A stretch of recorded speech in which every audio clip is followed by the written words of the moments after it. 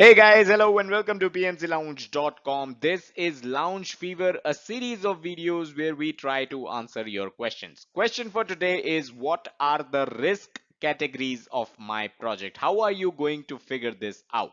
By the way, we have covered everything that you need to know about risk management knowledge area, and first link in the description is going to take you to a playlist that contains every single video on risk management knowledge area. So very important playlist, check it out.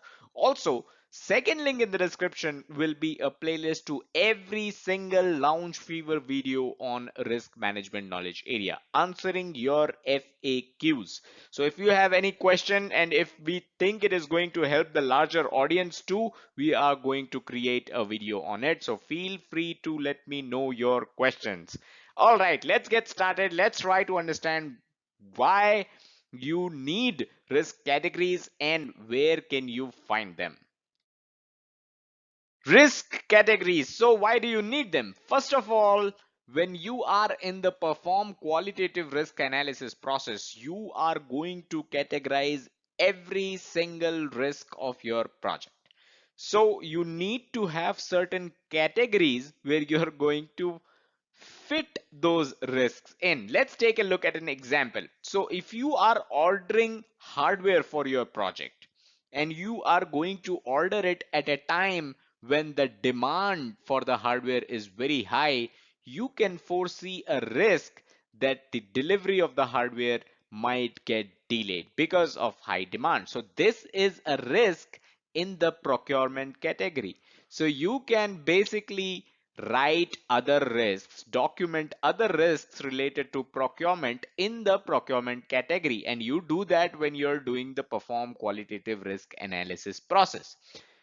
Now, where do these categories come from? That's where the next point comes in. So you can categorize risks however you want. There is no written rule about how you can categorize risks. For instance, some project managers like to categorize risks based on project phases like planning, designing, coding, testing. So all your planning related risks will be categorized under planning risks. Similarly, under designing category, you are going to have risks that are related to the project design.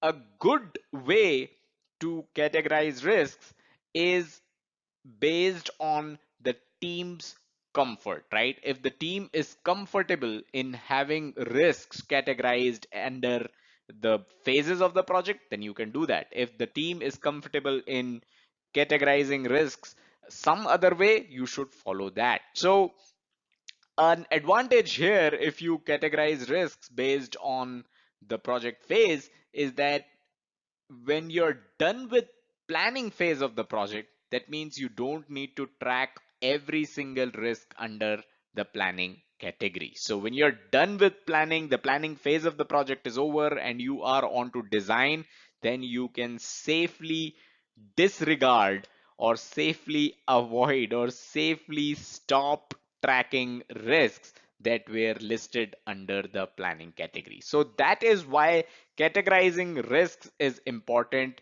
There is no standard way of how you should be categorizing risks. It is on the prerogative of the project team, however they want to do it. All right, so that's all that we had in this video. I hope I was able to answer the question. Smash that like button if you got value out of it. And if you have any questions related to risk management or any other project management related questions in general, drop them in the comments. I'll definitely get back. And if your question can help the larger audience at PMC Lounge, we are going to create a video on it. Subscribe to the channel if you haven't done so already, and don't forget to check out the website pmclounge.com, your number one free PMP resource. Thank you.